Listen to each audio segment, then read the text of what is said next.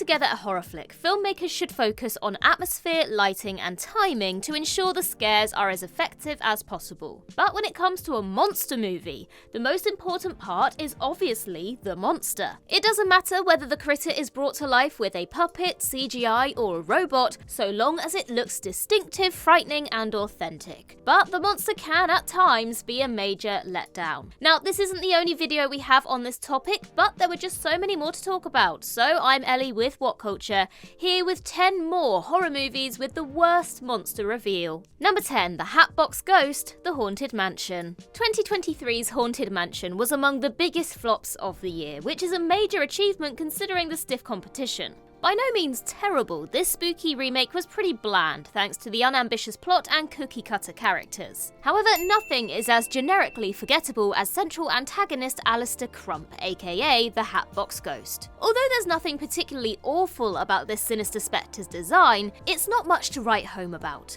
Considering the Haunted Mansion is a huge Disney attraction and the Hatbox Ghost is a well-recognised character, fans assumed the House of Mouse could cook up something better than, well, this. The Hatbox Ghost from the theme park ride has more personality than this. Heck, the Hatbox Ghost from the Muppets Haunted Mansion looks better. Even though this villain seems like a character Jared Leto could really sink his teeth into, the 30 Seconds to Mars musician was given nothing to work with. As such, viewers have to wonder why he was cast in the first place, if the Oscar-winning actor's performance was going to be covered up with unconvincing CGI anyway. Number 9, Thejangly Man, Scary Stories to Tell in the Dark. In this film, we see Stella and her friends discover an insidious book that manifests monsters into reality when read. Though Harold the Scarecrow and the Pale Woman are unsettling, the most terrifying creature is saved until the end. In the climax, Stella finds herself being hunted by the Thejangly Man, an entity that can detach any of his body parts. By ripping off his arms, legs, and head, the distorted being can pass through almost any enclosure, making it nearly impossible to hide from. Sadly, the Thejangly Man is let down by a trope everyone is sick to death of: excessive special effects. What's worse is the twisted beast could have been 100 times scarier if practical effects were utilised. Since the actor portraying the monster, Troy James, is a master contortionist, he was able to perform all the abnormal movements of the Thejangly Man for real. Unfortunately, little of James's hard work can actually be seen, since it's slathered in overly stylised CGI. Even though the Thejangly Man is creepy, he would have been pure nightmare fuel if the filmmakers kept things natural. Number 8, Godzilla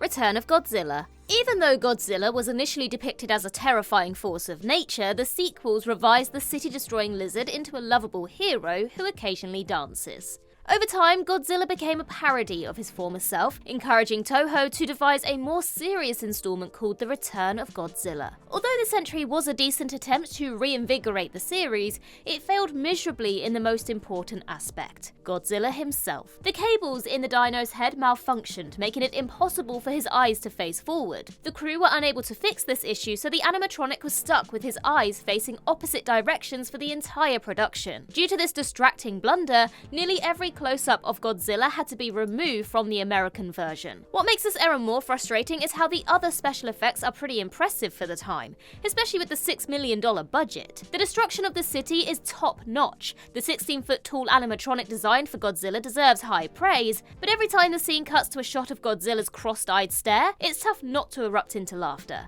Number 7, Queenie, Mother's Day.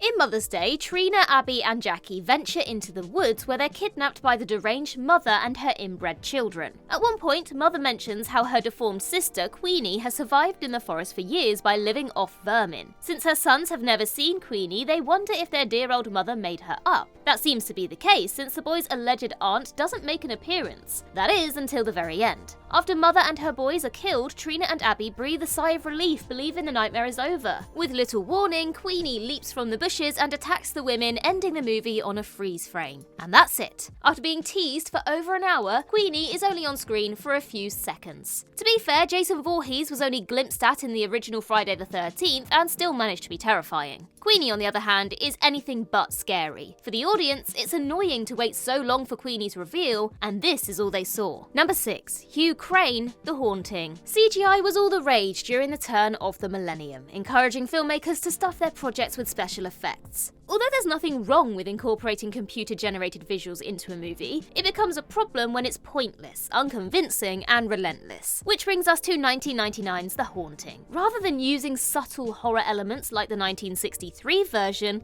the remake relies on CGI to create unintentionally hilarious visuals, including frowning windows, screaming baby statues, and a door punching a woman. Even though The Haunting is a gold mine for poor visual effects, it saves the worst for the finale. In the last scene, the main cast are confronted by the ghost safeguarding the haunted mansion, Hugh Crane. Standing 50 foot tall, this colossal phantom should be wet your pants terrifying. But since Crane resembles a shadowy blob with an uncanny valley face slapped in the middle, this visual doesn't just look bad, but unfinished. The only redeemable thing about Crane's pitiful design is the fact that it distracts viewers from the scene's woeful dialogue. Number 5. Jason Voorhees, Friday the 13th, Part 8, Jason Takes Manhattan. In each Friday the 13th entry, the audience expects to see machete-wielding maniac Jason Voorhees slaughter everyone in his path in brutal and creative ways. However, fans are also hoping to see something else, Jason's face. Although the zombie's visage has been seen several times, viewers are still curious to catch a glimpse behind Jason's mask, since he has a different design in each film. Even though Friday the 13th Part 8, Jason Takes Manhattan is garbage, some viewers stuck around to the end, hoping to see the titular villain's ugly mug. Sure enough, Jason's face is unveiled in the closing moments.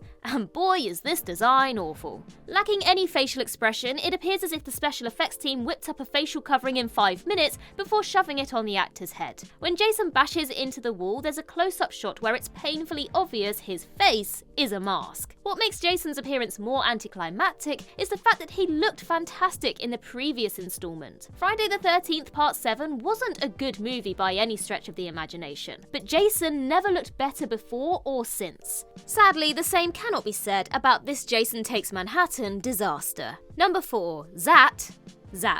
When horror fans hear a movie title like Zat, they're expecting some low-quality B-movie schlock, and yet this sci-fi indie turned out worse than anyone could have imagined. In this infamous dud, Nazi doctor Kurt Leopold is driven insane when his theories about fusing humans with aquatic creatures is, unsurprisingly, not taken seriously. As revenge, Leopold turns himself into a catfish hybrid, killing everyone who ever wronged him. With a measly budget of $50,000, it's no surprise Zat's monster looks like wet garbage. The costume is so shabby it had to be repaired on a daily basis, according to the writer Ron Kivett. As a result, Zat's appearance drastically changes scene by scene. But it gets worse. If viewers pay attention to the Zat actor's feet, they'll see him wearing tennis shoes in several shots. As god-awful as Zat looks, the way he's introduced is even more baffling. When this sea beast is revealed for the first time, an image of a catfish is spliced into the shot, despite the fact that Zat doesn't resemble the whiskered critter in any way. Which begs the question, why did the filmmakers make a movie about a catfish monster if they had no intention of making Zat look like one? Number 3. The Demon, Amityville 3, The Demon.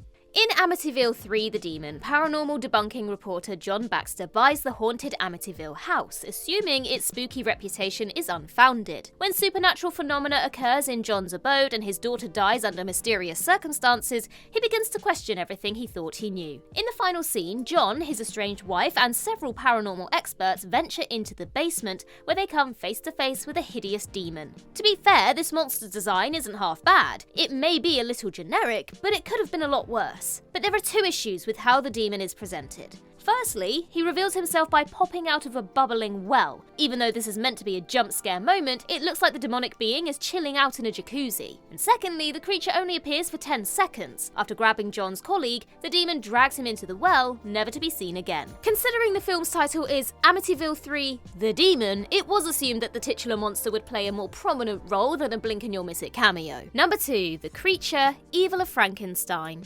In the 1950s, Hammer Studios ushered in a new era of monster movies, remaking classics such as Dracula, The Mummy, and Frankenstein. Unfortunately, the Frankenstein saga ran into a problem straight out of the gate. Since Universal Studios owned the rights for the creature's design from the 1931 film, Hammer couldn't depict the iconic figure with his trademark green skin, square forehead, and neck bolts. As a result, the first two Frankenstein films had to settle with a much lamer version of the creature. But in 1964, horror devotees were overjoyed to learn that Universal had joined forces with Hammer for the third entry, Evil of Frankenstein. For the first time, Hammer could design Mary Shelley's iconic monster the traditional way. Against all odds, this incarnation of the creature was a disaster. It's impossible to take this depiction seriously due to its smeared eyeliner and crummy makeup. The papier-mâché mask looks like it's going to slide off the actor's face at any moment. Even though there have been countless Frankenstein adaptations over the past century, Evil of Frankenstein might have the worst creature design of all time. Number 1. Jellyfish Monster, Sting of Death. Jellyfish are among the most feared animals on Earth, and with good reason. They look creepy, sting like hell, and are potentially lethal. For these reasons, a horror flick revolving around a jellyfish monster should have a lot of potential. However, Sting of Death well and truly botched that idea. In this 1966 creature feature, a deformed biologist is spurned by a woman,